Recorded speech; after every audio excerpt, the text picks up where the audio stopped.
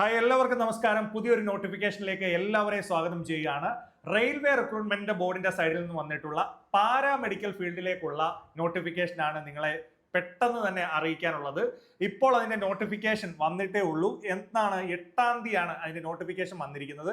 ഇന്ന് മുതലാണ് ഈ എക്സാമിന് നമുക്ക് എന്ത് ചെയ്യാനായിട്ട് സാധിക്കുന്നത്, അപ്ലൈ ചെയ്യാനായിട്ട് സാധിക്കുന്നത്. അപ്പൊ റെയിൽവേ റിക്രൂട്ട്മെന്റ് ബോർഡിന്റെ പാരാമെഡിക്കൽ നോട്ടിഫിക്കേഷൻ എപ്പോഴാണ് വരുന്നത് എന്ന് കുറെ ആളുകൾ ചോദിച്ച് അല്ലെങ്കിൽ കാത്തിരിക്കുന്ന ഒരു പോസ്റ്റാണ് റെയിൽവേ റിക്രൂട്ട്മെന്റ് ബോർഡിന്റെ പാരാമെഡിക്കൽ പോസ്റ്റുകൾ എന്ന് പറയുന്നത്. അപ്പോൾ അതിന്റെ ഡീറ്റെയിൽ ആയിട്ടുള്ള കാര്യങ്ങൾ ഞാൻ ഈ വീഡിയോയിൽ പറഞ്ഞു തരാം. എന്താണ് ക്വാളിഫിക്കേഷൻ, എത്രയാണ് സാലറി, എന്താണ് അതിന്റെ ആപ്ലിക്കേഷൻ രീതികൾ, അല്ലെങ്കിൽ അതിന്റെ പേ ലെവൽ സ്കെയിൽ എങ്ങനെയാണ്, എന്താണ് പ്രിപ്പയർ ചെയ്യേണ്ടത്, ഇങ്ങനെയുള്ള കാര്യങ്ങളെല്ലാം കൃത്യമായിട്ട് ഈ വീഡിയോയിൽ പറഞ്ഞുതരാം. ആദ്യം ഇതിന്റെ പ്രധാനപ്പെട്ട പോയിന്റുകളിലേക്ക് നമുക്കൊന്ന് പോകാം.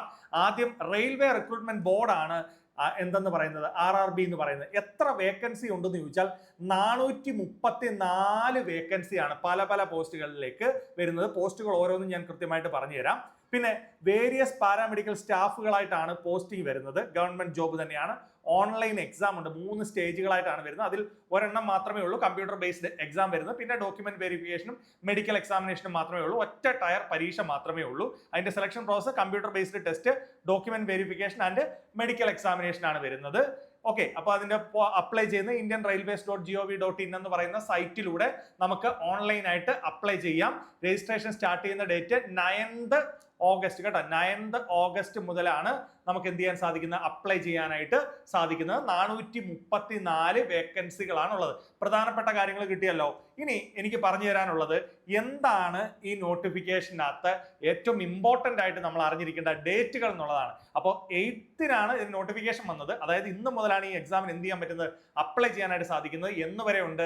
8th സെപ്റ്റംബർ വരെ എന്ത് ചെയ്യാം, നമുക്ക് അപ്ലൈ ചെയ്യാം. 8-ാം തീയതി സെപ്റ്റംബർ വരെ നമുക്ക് ടൈം ഉണ്ട്. 1 മാസത്തോളം സമയം ഈ എക്സാമിന് അപ്ലൈ ചെയ്യാനായിട്ടുണ്ട്.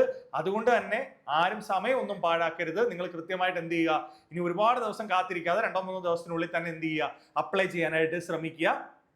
അതുപോലെ തന്നെ നമുക്ക് എക്സാമിനേഷൻ സിറ്റിയും ഡേറ്റും ഒക്കെ അത് ഏകദേശം നമുക്ക് ഇനിയിപ്പോൾ അറിയാലോ, റെയിൽവേ NTPC നടന്നുകൊണ്ടിരിക്കുകയാണ്. അതിനുശേഷം ഗ്രൂപ്പ് D വരും. അത് കഴിഞ്ഞതിന് ശേഷമായിരിക്കും എന്ത് വരുന്നത്, ഇതിന്റെ എക്സാമിന്റെ ഡേറ്റ് വരുന്നത്. അപ്പോൾ ഏകദേശം ഒരു 6 മാസത്തോളം സമയം നമുക്ക് ഈ എക്സാമിന് വേണ്ടി പ്രിപ്പയർ ചെയ്യാനായിട്ട് ഉണ്ടാവും.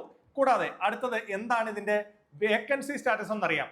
ഓക്കെ, നമ്മൾ പോസ്റ്റുകൾ ഏതാണ്, നേഴ്സിംഗ് സൂപ്രണ്ടന്റ് പോസ്റ്റ് ഉണ്ട്, അതുപോലെ തന്നെ ഫാർമസിസ്റ്റ് ഉണ്ട്, health and malaria inspector grade 3 ഉണ്ട്, ഡയാലിസിസ് ടെക്നീഷ്യൻ ഉണ്ട്, ECG ടെക്നീഷ്യൻ ഉണ്ട്, ലാബ് അസിസ്റ്റന്റ് ഉണ്ട്, റേഡിയോളജി എക്സ്റേ ടെക്നീഷ്യൻ ഉണ്ട്. ഇത്രയും കാര്യങ്ങളാണ് നമുക്ക് പോസ്റ്റുകളായിട്ട് വരുന്നത്. അപ്പം നിങ്ങൾ ഈ ക്വാളിഫിക്കേഷൻസ് ഉള്ള ആളുകളാണെങ്കിൽ, അതായത് നേഴ്സിംഗ് പഠിച്ചിട്ടുള്ളവരാണെങ്കിൽ, ഫാർമസി പഠിച്ചിട്ടുള്ളതാണെങ്കിൽ, അല്ലെങ്കിൽ ECG പോലെയുള്ള ലാബ് ടെക്നീഷ്യൻസ് പഠിച്ചിട്ടുള്ളവരാണെങ്കിൽ, റേഡിയോളജിസ്റ്റുകളാണെന്നുണ്ടെങ്കിൽ നിങ്ങൾക്ക് വരുന്ന വേക്കൻസികളാണ് വരുന്നത്. നേഴ്സിംഗിലാണ് ഏറ്റവും കൂടുതൽ വേക്കൻസി വന്നിരിക്കുന്നത്. 272 വേക്കൻസി ഉണ്ട്. അതുപോലെ ഫാർമസിസ്റ്റ് ആയിട്ട് 105ഓളം വേക്കൻസി ഉണ്ട്. ഹെൽത്ത് ആൻഡ് മലേറിയ ഇൻസ്പെക്ടർ ഗ്രേഡിന് 33 വേക്കൻസി ഉണ്ട്. 33 വേക്കൻസി ഉണ്ട്. അതേപോലെ തന്നെ ഡയാലിസിസ് ടെക്നീഷ്യൻ വരുന്നത് 4 വേക്കൻസിയാണ് വരുന്നത്. ECG ടെക്നീഷ്യൻ വരുന്നത് 4 വേക്കൻസി. ലാബ് അസിസ്റ്റന്റിന് വരുന്നത് 12 വേക്കൻസി. അതുപോലെ തന്നെ റേഡിയോഗ്രാഫർ എക്സ്റേ ടെക്നീഷ്യന് വരുന്നത് 4 വേക്കൻസി. അപ്പൊ അങ്ങനെ ടോട്ടൽ 434 വേക്കൻസീസ് ആണ് ഈ ഒരു പോസ്റ്റിലേക്ക് വന്നിരിക്കുന്നത്. ക്ലിയർ ആണേ? അപ്പൊ ഏതൊക്കെയാണ് പോസ്റ്റുകളെന്നും ഓരോ പോസ്റ്റിലേക്കുമുള്ള വേക്കൻസീസ് മനസ്സിലായല്ലോ. ഇപ്പൊ നഴ്സിംഗ് ഒക്കെ പഠിച്ചിട്ട്, ലാബ് അസിസ്റ്റൻസ് അല്ലെങ്കിൽ ഫാർമസി ഒക്കെ പഠിച്ചിട്ട് നിൽക്കുന്ന ആളുകൾക്ക് റെയിൽവേയിലോട്ടൊരു ജോലി ആഗ്രഹിക്കുന്നുണ്ട് എങ്കിൽ ഏറ്റവും മികച്ച അവസരമാണ് RRB പാരാമെഡിക്കൽ 2025 എന്ന് പറയുന്ന ഈ ഒരു നോട്ടിഫിക്കേഷൻ. അപ്പൊ ഈ ചാൻസ് കളയാതെ നഴ്സിംഗുമായിട്ട് ബന്ധപ്പെട്ട ആളുകൾ ഇത് അപ്ലൈ ചെയ്യാനായിട്ട് ശ്രമിക്കുക, അല്ലെങ്കിൽ മെഡിക്കൽ ഫീൽഡുമായി ബന്ധപ്പെട്ട ആളുകൾ അപ്ലൈ ചെയ്യാനായിട്ട് സാധിക്കുക. അവരിലേക്ക് നിങ്ങൾ എന്ത് ചെയ്യുക, ഈ വീഡിയോ ഷെയർ ചെയ്ത് കൊടുക്കുക. എങ്ങനെയാണ് അപ്ലൈ ചെയ്യേണ്ടത്, എന്തൊക്കെയാണ് പോസ്റ്റ്, ഏതൊക്കെയാണ് ഏജ് ലിമിറ്റ്, എത്രയാണ് സാലറി പോലെയുള്ള കാര്യങ്ങളെല്ലാം ക്ലിയർ ആയിട്ട് ഞാൻ പറഞ്ഞുതരാം. അപ്പം മസ്റ്റായിട്ടും എന്ത് ചെയ്യണം, നിങ്ങൾ അറിയുന്നവർ മറ്റുള്ളവരിലേക്ക് ഈ അവയർനെസ് എന്ത് ചെയ്യുക, പറഞ്ഞു കൊടുക്കാനായിട്ട് ശ്രമിക്കുക. ഓക്കെ, ദെൻ അടുത്തത് എന്താണ്, നേഴ്സിംഗ് സൂപ്രണ്ടന്റിന്റെ ഏജ് എന്ന് പറയുന്നത് 20 മുതൽ 43 വയസ്സ് വരെ ഉള്ളു. നോക്കൂ മക്കളെ, അപ്പം അത്യാവശ്യം നല്ല ഏജ് ഉള്ള ആളുകൾക്ക് വരെ അപ്ലൈ ചെയ്യാൻ പറ്റും. അതുപോലെ ഹെൽത്ത് ആൻഡ് മലേറിയ ഇൻസ്പെക്ടർ പോസ്റ്റിലേക്ക് വരുന്നവർക്ക് 18 to 36, ബാക്കിയെല്ലാം ഒരു 36, 38, 36 വരെ വരുന്ന പോസ്റ്റുകളാണ്. ലാബ് അസിസ്റ്റന്റ്, എക്സ്റേ ടെക്നീഷ്യൻ പോലെയുള്ള പോസ്റ്റുകളിലേക്ക് വരുന്നത്. നേഴ്സിംഗ് സൂപ്രണ്ടന്റ് മാത്രമാണ് 20 to 43 ഇയേഴ്സ് വരെ ഉള്ളവർക്ക്, 43 വയസ്സ് വരെ ഉള്ളവർക്ക് അപ്ലൈ ചെയ്യാൻ സാധിക്കും. അത്യാവശ്യം വേക്കൻസി ഉള്ള പോസ്റ്റാണ് നഴ്സിംഗ്. ഒരുപാട് പേര് നഴ്സിംഗ് ഒക്കെ പഠിച്ചിട്ട് ഇന്ത്യക്ക് വെളിയിലും ഒക്കെ പോയി ജോലി ചെയ്യുന്നുണ്ട്. അത്യാവശ്യം നാഷണൽ ലെവലിൽ നല്ല ജോലി കിട്ടുന്ന ഒരു ഓപ്പർച്യൂണിറ്റിയാണ് റെയിൽവേ റിക്രൂട്ട്മെന്റ് ബോർഡിന്റെ സൈഡിൽ നിന്ന് വന്നിട്ടുള്ളത്. ഇനി എന്റെ എഡ്യൂക്കേഷണൽ ക്വാളിഫിക്കേഷൻ പറയുകയാണെങ്കിൽ നിങ്ങൾക്ക് ഇപ്പൊ നഴ്സിംഗ് സൂപ്രണ്ടന്റ് അല്ലെങ്കിൽ നഴ്സിംഗ് റിലേറ്റഡ് ആണെങ്കിൽ സ്വാഭാവികമായിട്ടും നമ്മൾ എന്ത് പഠിച്ചിരിക്കണം? നഴ്സിംഗ് പ്രൊഫഷൻ പഠിച്ചിരിക്കണം. അതുപോലെ ലാബ് ബേസ്ഡ് ആണെങ്കിൽ ലാബ് പഠിച്ചിരിക്കണം. ഫാർമസി ആണെങ്കിൽ നമ്മൾ ബിഫാം പോലെയുള്ള ഫാർമസി കോഴ്സുകൾ പഠിച്ചിരിക്കണം. അപ്പൊ ഈ പോസ്റ്റുകൾക്കെല്ലാം അതാത് ക്വാളിഫിക്കേഷൻസ് ഉണ്ട് അല്ലേ? ആ ക്വാളിഫിക്കേഷൻസ് പാസ് ആയിട്ടുള്ളവർക്കാണ് എന്ത് ചെയ്യുന്നത്, ഈ ഒരു നമ്മളെ റെക്കഗ്നൈസ്ഡ് യൂണിവേഴ്സിറ്റികളിൽ നിന്ന് പാസ് ആയിട്ടുള്ളവർ ഈ ഏജ് കാറ്റഗറിയിൽ വരുന്ന ആളുകൾക്ക് എന്തിന് അപ്ലൈ ചെയ്യാൻ പറ്റും?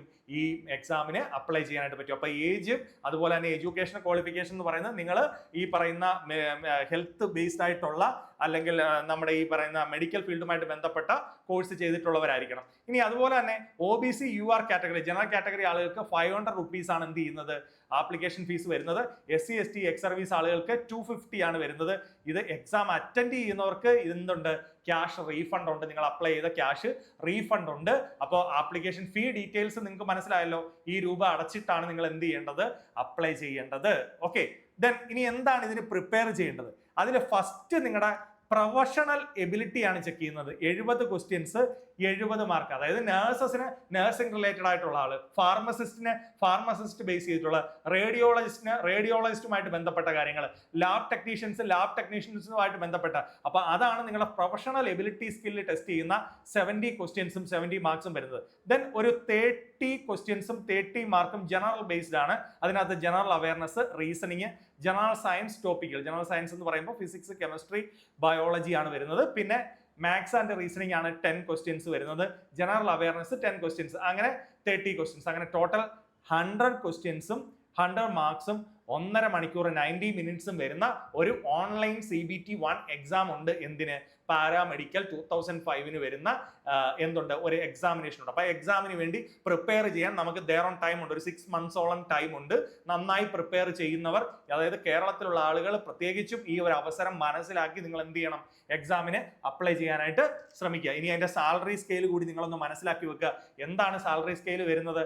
നഴ്സിംഗ് സൂപ്രണ്ടന്റ് എന്ന് പറഞ്ഞാൽ പേ ലെവൽ 7 ആണ്. എന്ന് പറഞ്ഞാൽ ബേസിക് പേ ആണ് ഇവിടെ പറഞ്ഞിരിക്കുന്നത്. ഇതിനകത്ത് ബേസിക് പേയോടൊപ്പം എന്തുണ്ട്? ഡിയർനെസ് അലവൻസ്, DA വരുന്നുണ്ട്, HR ഉണ്ട്, അങ്ങനെയുള്ള കുറെ അലവൻസസ് കൂടെ വരുമ്പോൾ ഏകദേശം പേ ലെവൽ 7 എന്ന് പറയുമ്പോൾ ഒരു 80,000ഓളം സ്റ്റാർട്ടിംഗ് സാലറി വരുന്ന സ്കെയിലാണ് എന്തെന്ന് പറയുന്നത് പേ ലെവൽ 7. പേ ലെവൽ 6 എന്ന് പറയുന്നത് 35,000ഓളം വരുന്നതാണ്. 6ൽ വരുന്നതാണ് ബാക്കി കുറെ പോസ്റ്റുകൾ. പേ ലെവൽ 4ഉം 5ഉം വരുന്നത് ഈ ഒരു രീതിയിലായിരിക്കും വരുന്നത്. പറഞ്ഞു മനസ്സിലായി? ലാബ് ബേസ്ഡ് ആയിട്ടുള്ള കാര്യങ്ങൾ പഠിച്ചിട്ടുള്ള ആളുകൾക്കാണ് ഈ ഒരു സ്കെയിൽ വരുന്നത്. അപ്പൊ നിങ്ങൾക്ക് കൃത്യമായിട്ട് സാലറി സ്കെയിൽ മനസ്സിലായല്ലോ. അപ്പൊ അത്യാവശ്യം പേ ലെവൽ 7ലൊക്കെ വരുന്ന നഴ്സിംഗ് സൂപ്രണ്ടന്റ് വരുന്ന ആളുകളൊക്കെ നന്നായിട്ട് പ്രിപ്പയർ ചെയ്യുക. അതുപോലെ തന്നെ പേ ലെവൽ 6ഉം 5ഉം അത്യാവശ്യം നല്ല സ്കെയിൽ തന്നെയാണ്. 4ൽ ലാബ് ബേസ്ഡ് ആയിട്ടുള്ള കാര്യങ്ങൾ മാത്രമേ വരുന്നുള്ളൂ. അവർക്കും അത്യാവശ്യം, അതായത് ഒരു എന്താ പറയുന്ന ഒരു LGS പോസ്റ്റ് ഒക്കെ കേരളത്തിൽ എടുത്താൽ അവർക്ക് കിട്ടുന്ന സാലറി എത്രയാണ്? ഒരു LDC പാസ്സാവുന്നവർക്ക് പോലും കേരളത്തിൽ 27,000 ആണ് കിട്ടുന്നതെങ്കിൽ ഇവിടെ പേ ലെവൽ 4ൽ കയറുന്ന ആൾക്ക് പോലും 50,000ഓളം സാലറി. അപ്പൊ ഏറ്റവും കുറഞ്ഞത് ഈ പോസ്റ്റിലേക്ക് വരുന്നത് 50,000 രൂപയാണ് സ്റ്റാർട്ടിംഗ് സാലറി വരുന്നത് പേ ലെവൽ 4 പോലും. പേ ലെവൽ 4ൽ നിന്ന് പേ ലെവൽ 7ൽ എത്തുമ്പോൾ 1 lakh 1 ലക്ഷം വരെയുള്ള സാലറി സ്കെയിൽ ഓഫർ ചെയ്യുന്ന RRB പാരാമെഡിക്കൽ എക്സാമിന്റെ നോട്ടിഫിക്കേഷൻ ആണ് നിങ്ങളെ കൃത്യമായിട്ടും ഞാൻ അറിയിച്ചത്. അപ്പോൾ ശ്രദ്ധിക്കുക, ഇന്ന് മുതൽ സെപ്റ്റംബർ 8 വരെ ഈ എക്സാമിന് അപ്ലൈ ചെയ്യാനുള്ള ഡേറ്റ് ഉണ്ട്. UR കാറ്റഗറിയും OBC കാറ്റഗറിയും 500 റുപ്പീസ് അടച്ചാണ് അപ്ലൈ ചെയ്യേണ്ടത്. അതർ കാറ്റഗറീസ് എല്ലാം 250 റുപ്പീസ് അടച്ചാണ് അപ്ലൈ ചെയ്യേണ്ടത്. റെയിൽവേയുടെ ഒഫീഷ്യൽ സൈറ്റിലൂടെ നിങ്ങൾക്ക് ഈ എക്സാമിന് വേണ്ടി ഓൺലൈനായിട്ട് അപ്ലൈ ചെയ്യാം. ലാസ്റ്റ് ഡേറ്റ് വരെ കാത്തു നിൽക്കരുത്. എത്രയും പെട്ടെന്ന് അപ്ലൈ ചെയ്യുക. എന്തൊക്കെയാണ് പഠിക്കേണ്ടതെന്ന് പറഞ്ഞു. 70% നിങ്ങളുടെ സബ്ജക്റ്റ് തന്നെയാണ്. 30% ജനറൽ ആയിട്ടുള്ള കാര്യങ്ങളാണ് വരുന്നത്. അപ്പോൾ അത്യാവശ്യം വേക്കൻസി കാര്യങ്ങളും നിങ്ങൾക്ക് മനസ്സിലായിട്ടുണ്ട്. അപ്പോൾ ഒട്ടും സമയം കളയാതെ എന്ത് ചെയ്യുക? നിങ്ങൾ ഈ എക്സാമിന് വേണ്ടി പ്രിപ്പയർ ചെയ്യുക, എക്സാമിന് വേണ്ടി അപ്ലൈ ചെയ്യുക. Okay, thank you, all the best.